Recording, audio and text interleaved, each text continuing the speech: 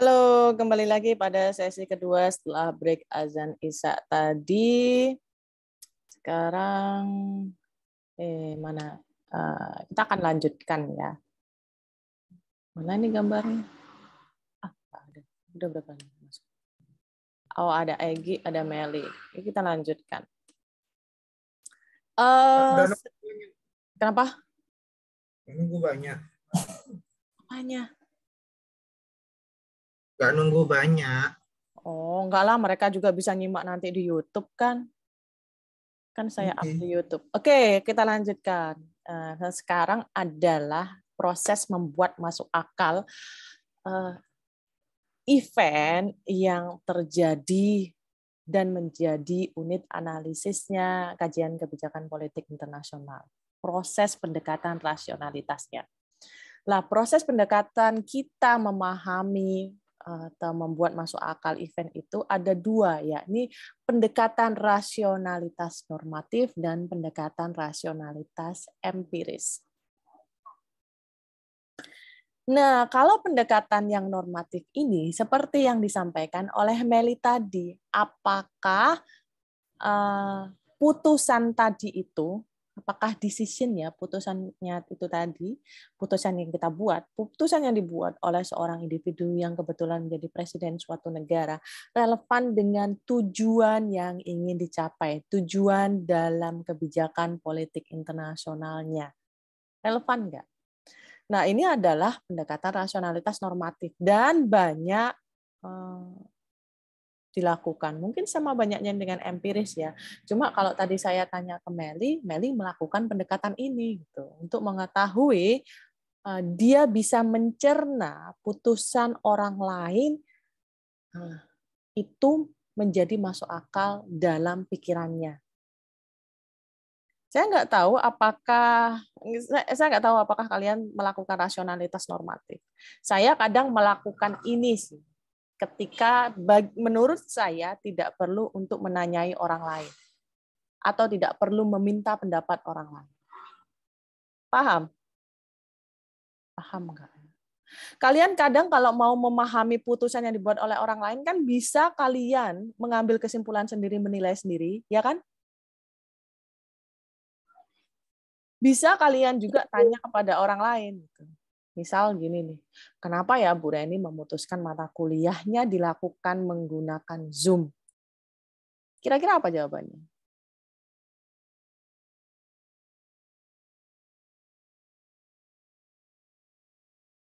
Tit, tit, tit, tit. Kenapa coba? Memanfaatkan teknologi untuk efisiensi dan efektivitas saat hujan. Dengan tujuan akhirnya adalah mahasiswa tetap dapat mengikuti perkuliahan meskipun sedang hujan deras. Ya kan?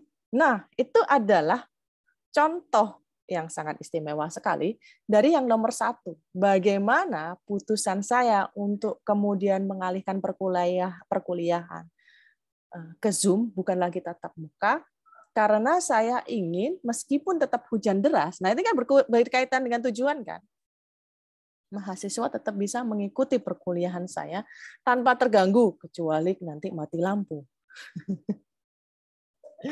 Nah, itu adalah bagaimana Ria memberikan contoh putusan yang dibuat oleh Bu Reni relevan dengan tujuannya.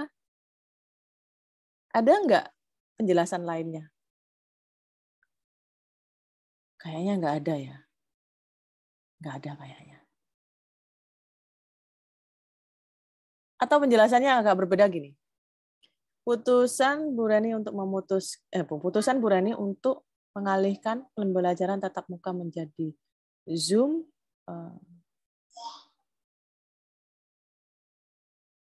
karena ingin pembelajaran mungkin lebih maksimal, lebih bisa dilakukan meskipun mahasiswa tidak hadir. Susah deh. Yang pertama aja ya, yang pertama lebih bagus. Itu yang contoh yang kedua agak terlalu maksa deh. Anyway, itu adalah contoh yang pertama. Dua adalah opsi apa yang saya miliki sebelum saya membuat putusan untuk melakukan pembelajaran dalam Zoom. Ini adalah yang nomor 2. Ya kan? Opsi apa yang saya miliki kira-kira?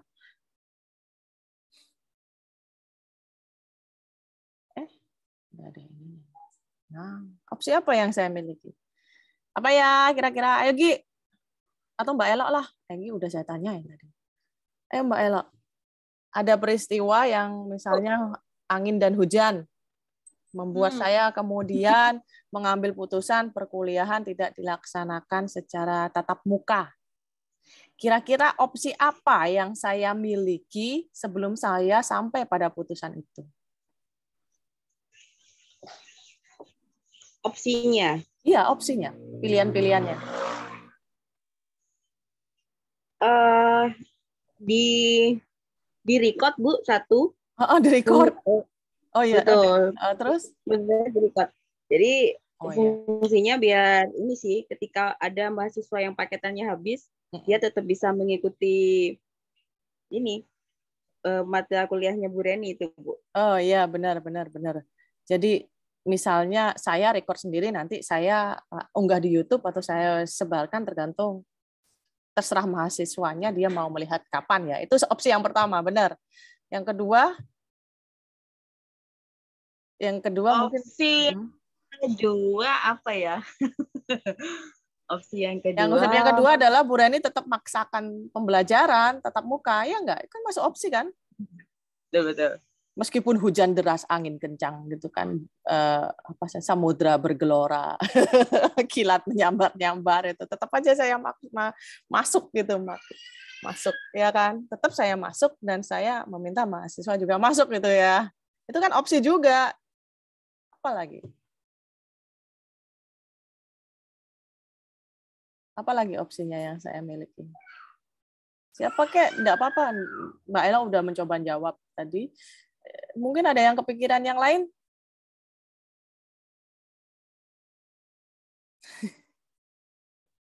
Enggak ada. Ya udahlah, saya lanjutkan. Opsi yang ketiga adalah saya melakukan ke Zoom.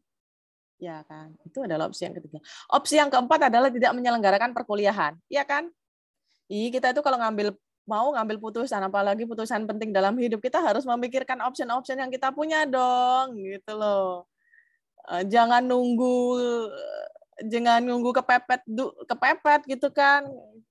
Jadi kuliah ini nggak semata-mata tentang kajian politik internasional, tapi juga membuat putusan-putusan yang juga mempengaruhi bagaimana kita menjalani hidup gitu loh. Ya kan?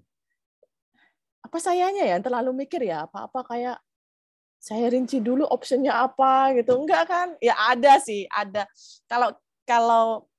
Kalau kalian masuk ke dalam tipe kepribadian yang akan digunakan dalam teori ini ya, ini tipe kepribadian konsiliatif, kalian akan membuat option-option yang cukup banyak yang memudahkan kalian untuk mempertimbangkannya untuk sampai pada putusan yang paling baik dari option yang sudah kalian buat atau susun atau rumuskan.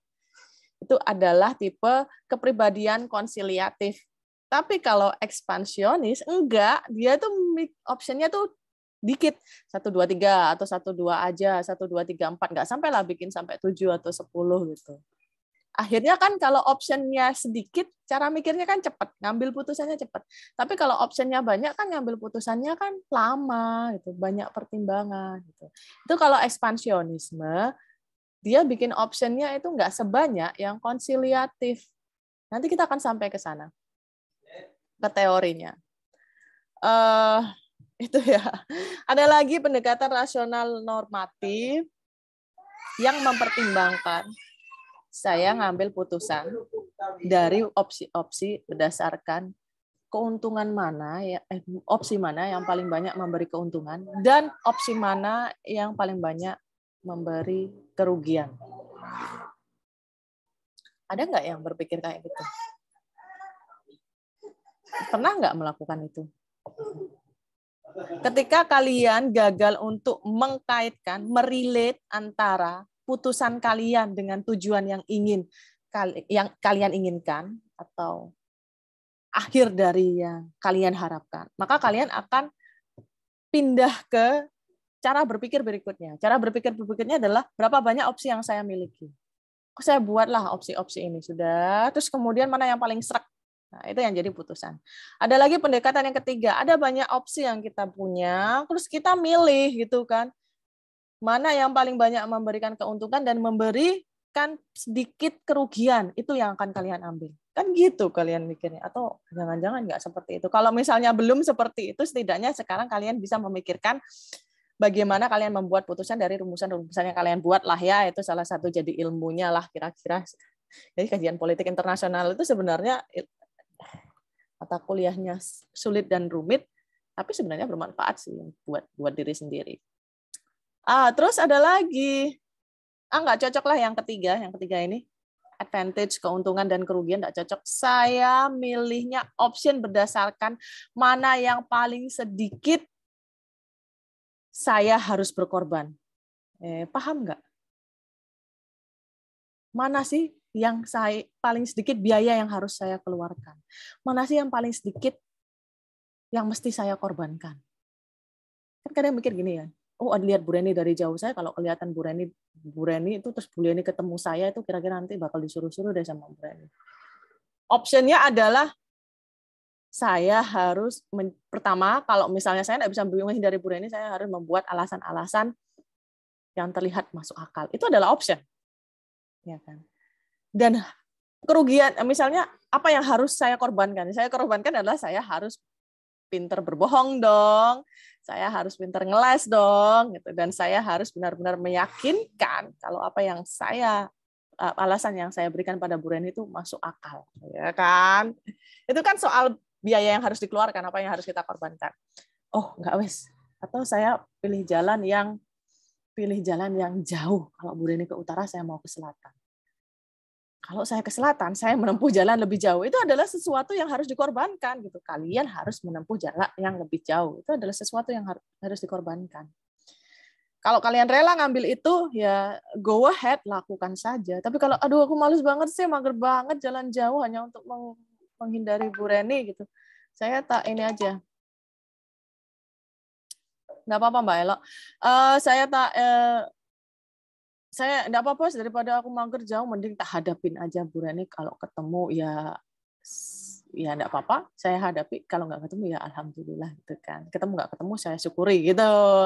Itu adalah bagian dari sesuatu yang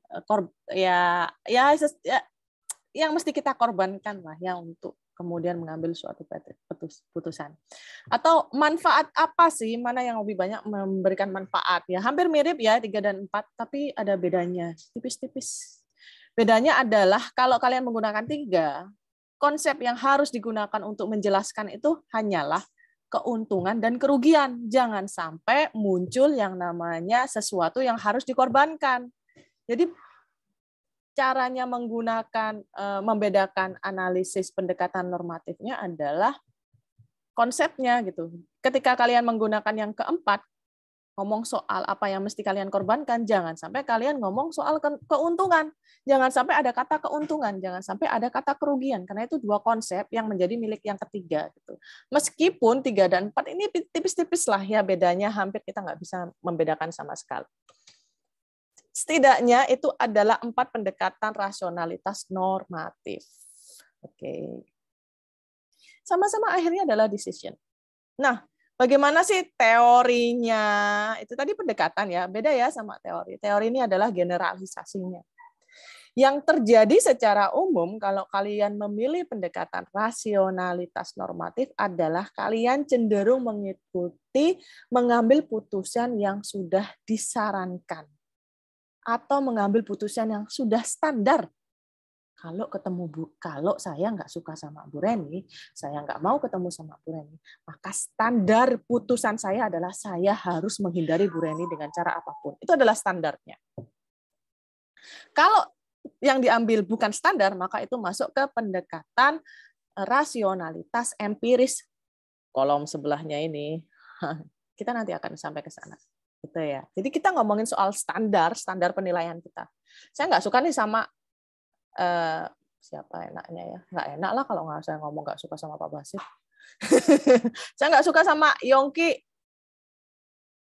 Maka saya memiliki standar pokoknya kalau ada sesuatu yang bau-bau Yongki itu ya, ada nama-nama Yongki itu standar dari saya, putusannya adalah saya tidak ingin melihat Yongki.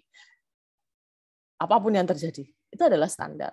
Maka sebenarnya ketika saya sampai pada suatu putusan nggak ingin melihat Yongki dimanapun gitu, nggak ingin dengar suaranya aja udah bikin saya baper,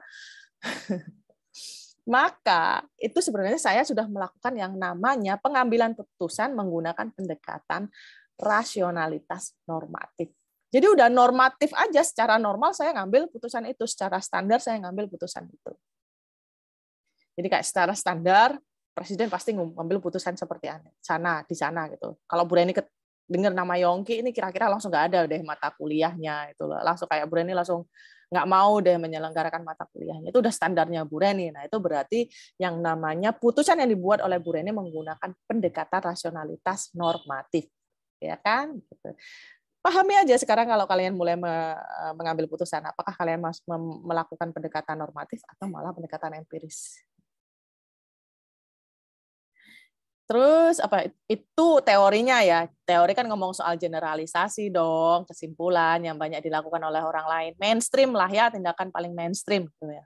Yang paling mudah dilakukan oleh orang lain dan banyak orang. Asumsinya adalah kita menganggap putusan kita dan asumsinya adalah dengan membuat option-option itu kita selalu sampai pada mengambil putusan yang paling baik dari option yang sudah ada. Jadi kita buat option sendiri. Jadi kalau kita misalnya nggak terlalu terbuka, kita orangnya yang tertutup, introvert, kita orangnya yang agak melankolis, kita cenderung mengambil, ini adalah teori ya, kita cenderung, ya ini adalah teori, kita cenderung mengambil putusan secara rasionalitas normatif. Tapi kalau kita memiliki kepribadian yang terbuka gitu kan, nggak masalah misalnya jika ada orang yang tidak sepakat dengan kita, maka kita akan cenderung mengambil putusan berdasarkan pendekatan atau menggunakan pendekatan rasionalitas empiris. Itu kayak apa? Yang pertama adalah kita selalu bertanya-tanya, siapa sih yang mengalami kegalauan ini yang sama seperti saya alami, dan saya ingin tahu apakah dia bisa keluar dari kegalauan itu. Itu yang pertama. Siapa sih yang sudah melakukan? Oh, misalnya kakak saya. Oh, mungkin Ria.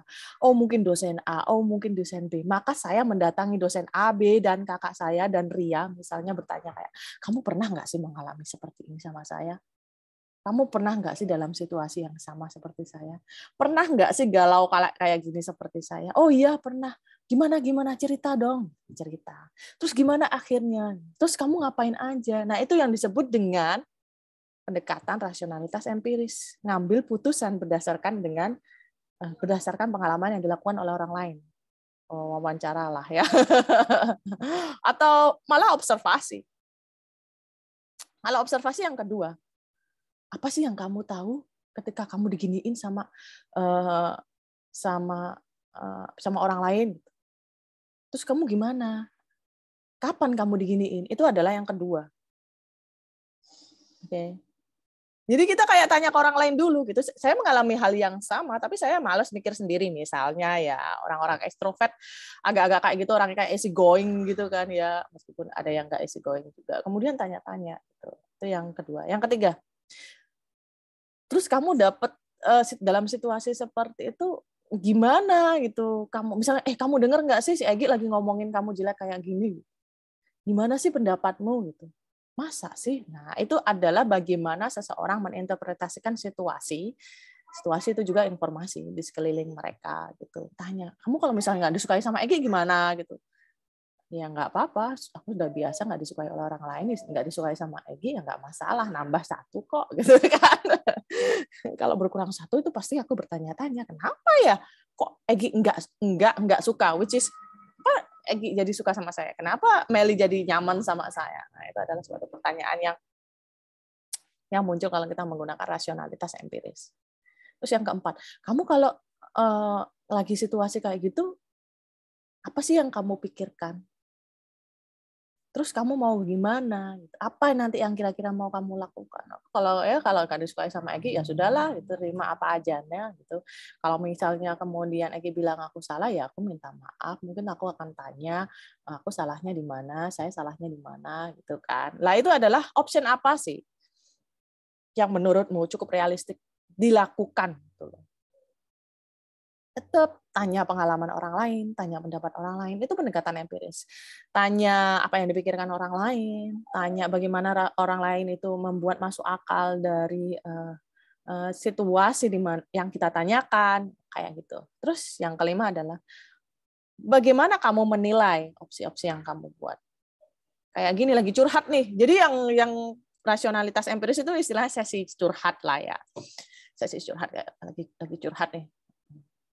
Aku lagi kondisinya lagi nggak enak nih sama seseorang. Waduh, bahasanya personal banget ya. Lagi nggak enak sama seseorang. Gimana? Kenapa kamu nggak enak ya? Karena gini. Terus kamu mau gimana gitu? Apa yang akan kamu lakukan gitu? Ya paling aku mau bersikap pura-pura nggak tahu aja dulu sambil melihat situasi. Itu adalah option yang kita miliki. Terus ditanyain, menurutmu itu baik gitu kan? Nah, itu adalah evaluasi. Menurutmu itu baik? Nggak salah nih. Nah, itu adalah bahasa mengevaluasi option yang kita miliki. Jadi ketika misalnya Ukraina sama Rusia, si Rusia ini udah kasak-kusuk, Ukraina itu nyebelin banget deh gitu. Kenapa sih dia nggak paham kodenya kita? Terus kita harus bagaimana gitu. Ada yang ngomong, ya udahlah kita datangi aja gitu. Mau datangi bagaimana? Mau datangi dengan cara yang baik apa cara yang buruk gitu. Ya kita datangi baik-baik aja. Terus ada lagi yang mendebat. Kita udah datangi dia baik-baik selama puluhan tahun gitu. Selama beberapa tahun sejak tahun 2014. Perbatasannya juga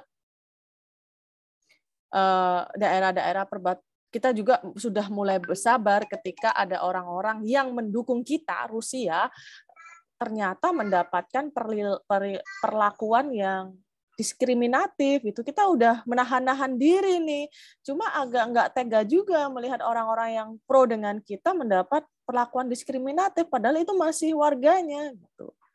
Ya kita harus melakukan sesuatu, kita harus menegaskan posisi kita terhadap Ukraina gitu. Oke, menegaskannya dalam apa ya? Udahlah kita cobalah pasang-pasang dulu itu tank-tank di sekitaran. Kita lakukan aja dulu ini apa yang namanya persiapan seperti kayak markir tank-tanknya gitu kan. Latihan militer beberapa kali sama tetangga kayak Belarusia gitu supaya si Ukraina ini melihat kayak memunculkan insecurity gitu kan. Rasa galau kenapa sih Rusia ini pada pamer-pamer tank di daerah perbatasan, batas-batas rumah itu kan mengganggu sekali. Ada yang merasa kayak mungkin itu adalah salah satu bentuk intimidasi kan supaya mungkin dia mau intimidasi ya, mungkin ada sikap kita yang kemudian enggak mereka sukai gitu kan.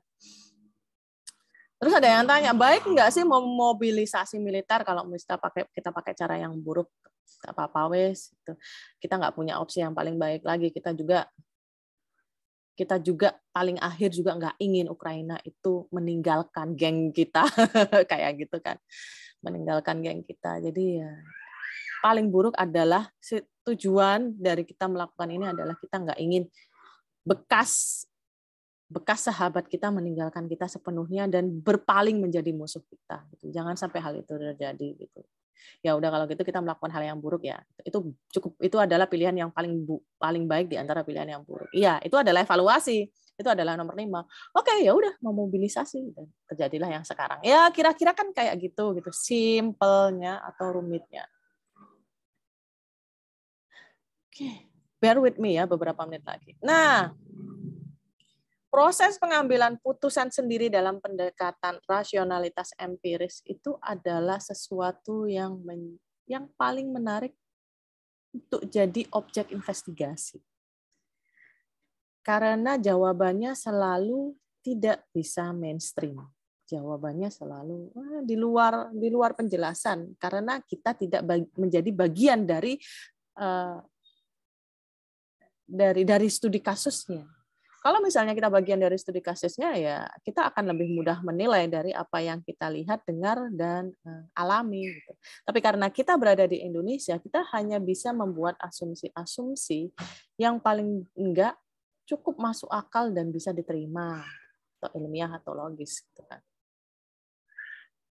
Dan kualitas dari proses yang berkaitan dengan kualitas putusannya itu, kita selalu sampai pada yang namanya pola.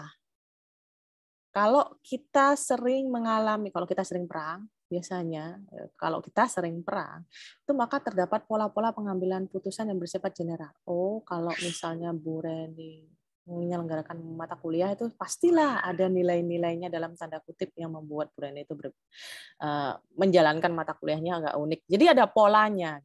Polanya itu selalu putusan yang dianggap paling baik meskipun itu berasal dari opsi paling buruk itu yang diambil. Dan selalu ada kecenderungan untuk berusaha mengambil keputusan yang jauh lebih buruk dari pilihan yang sudah buruk. Paham nggak ya? Ya, kira-kira gitu ya. Nanti ulangi lagi aja ya rekornya. Parah. Ya ampun, masih ada 2 slide lagi. Ya, kira-kira pendekatan untuk membuat masuk akal suatu event itu ada yang empiris dan ada yang normatif, ya kan? Kira-kira itu sih kesimpulannya. Ini agak-agak kurang dimasukkan dalam suatu kajian politik internasional ya. Kurang begitu dibahas karena kita lebih fokus pada eventnya, berarti nggak fokus pada penjelasan bagaimana kita bisa memahami mengapa eventnya terjadi. Ya susah sih, udah nggak usah dipikir terlalu ini ya. Oke, analisis. Nah, kalau misalnya buat suatu paper kelas ya misalnya, itu faktor yang menyumbang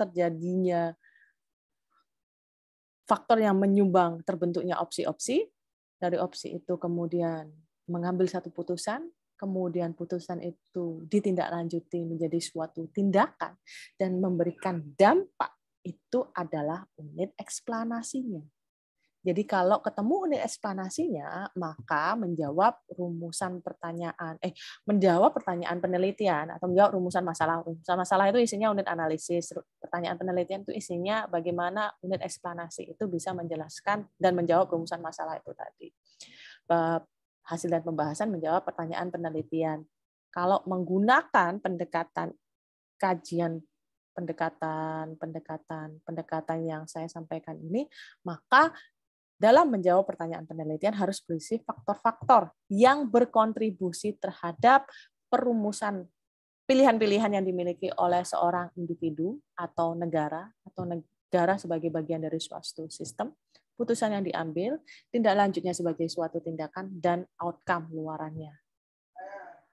Yang ini kemudian secara umum sampai pada kesimpulan menjelaskan dampaknya, yakni kebijakan ini gitu.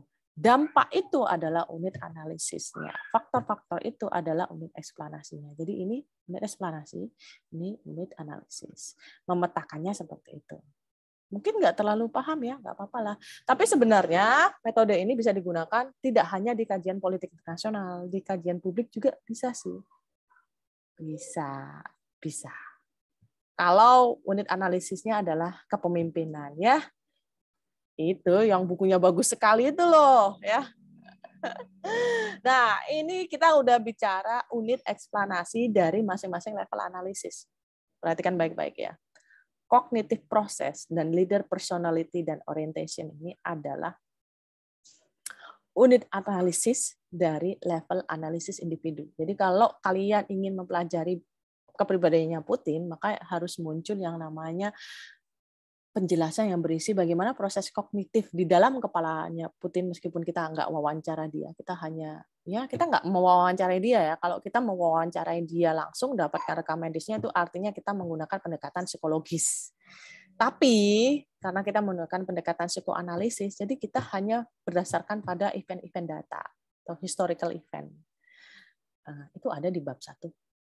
Bab 1 ya, tentang multifaktor, multi agent, multifaset gitu kan.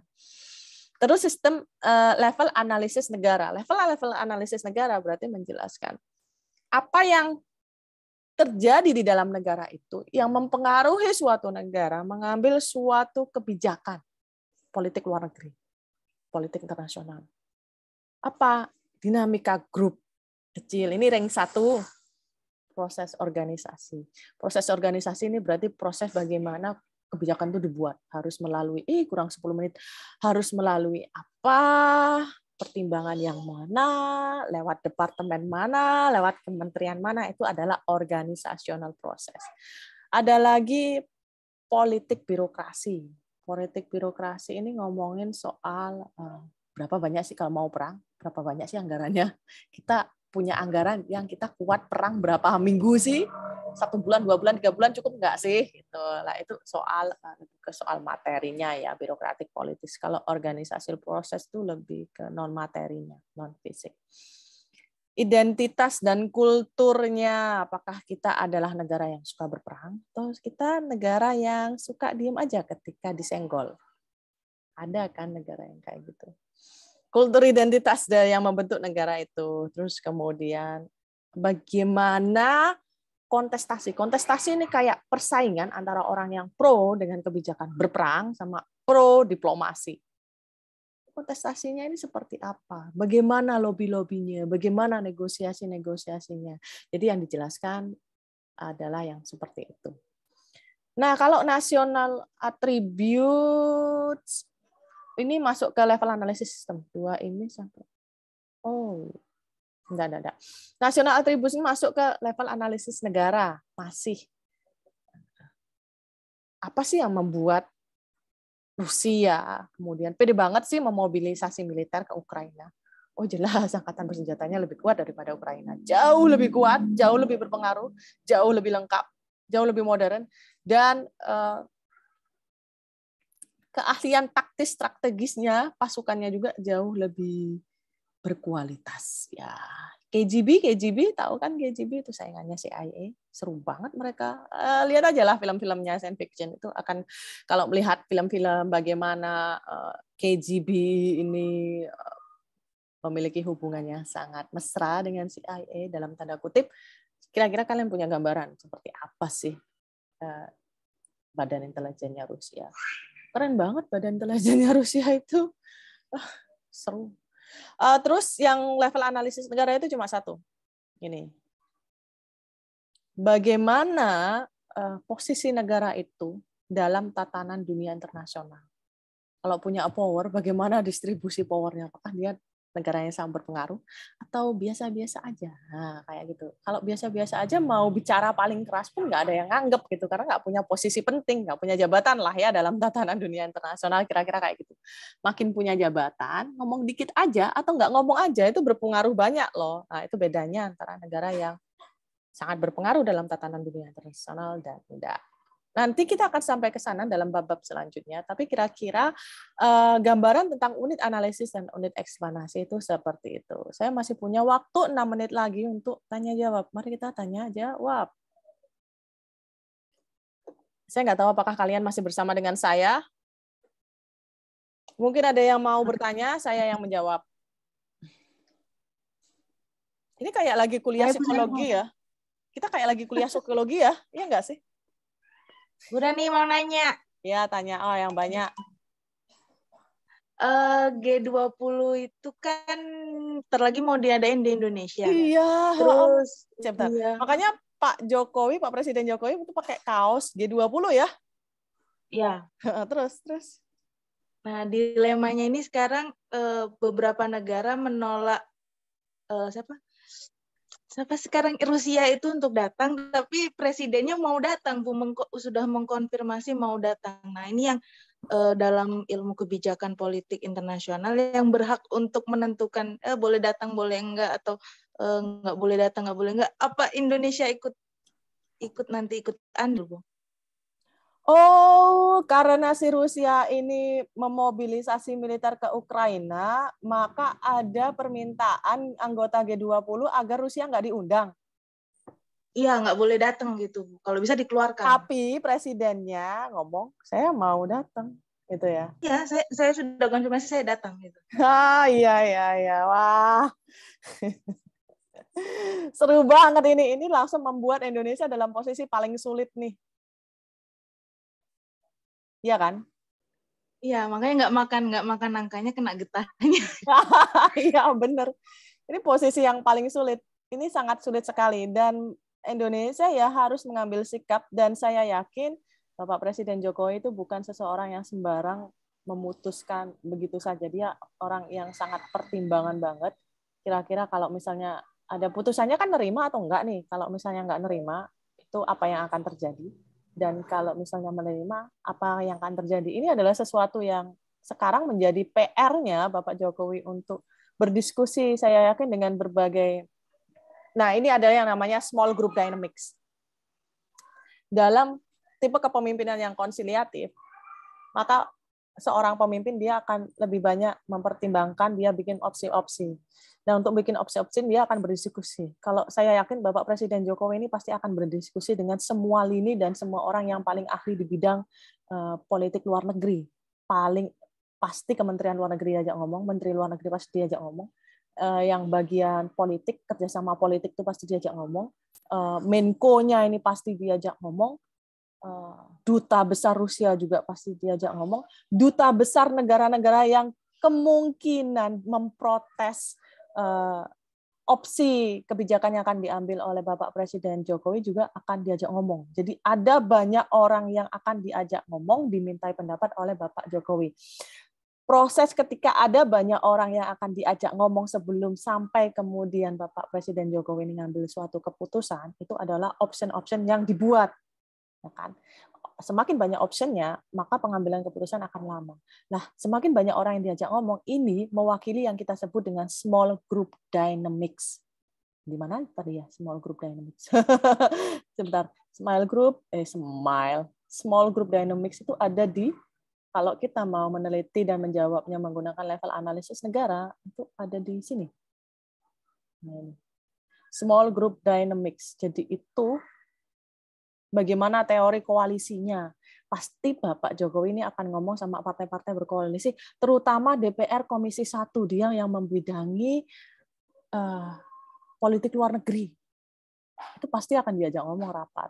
Atau paling tidak akan mendengarkan apa yang mereka bicarakan. Kasak-kusuknya seperti apa, itu yang pasti akan dicari tahu. Nah, itu adalah small group structures. Jadi gini, dalam mengambil suatu kebijakan, terutama di Indonesia, karena itu di Indonesia, Presiden pasti akan berkonsultasi dengan Komisi 1 DPR. Komisi 1 DPR ini adalah bagian dari struktur sistem politiknya Indonesia kan? Nah, itu makanya menjelaskan disebut dengan small group structure. Sama Kementerian Luar Negeri, itu small group structure. Bagaimana prosesnya, bagaimana lobbynya, bagaimana negosiasinya. Kita bisa wawancara dengan, mantan presenter siapa sih itu? Mas Rehan, yang sempat ngomong sama Ibu Koni Bakri itu, Ibu Koni, dia adalah orang yang duduk di Komisi 1 DPR. Paling enggak ya tulis ya. Terus kemudian teori koalisi. Nah, ini apakah DPR ini setuju, sejauh mana dia setuju, nggak setuju, itu teori koalisi yang bisa menjelaskan. Groupthink. Ini groupthink-nya mana? Kelompok berpikirnya siapa aja? Kelompok pikir duta besar, negara-negara yang kemungkinan bakal protes kalau misalnya Indonesia menerima Rusia, itu siapa aja? Di list. Kayak melihat, ya kalau mau pelajari situasi gitu, di list dulu.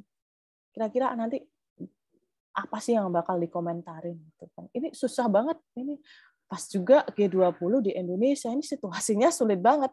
Karena kalau kita salah mengambil suatu putusan, negara lain itu akan berpikir, kita nggak tahu ya putusan apa yang akan diambil. Dan itu menarik sekali untuk kita cari tahu. Wow, kurang 1 menit.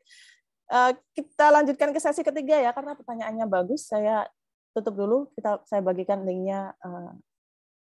Setelah ini.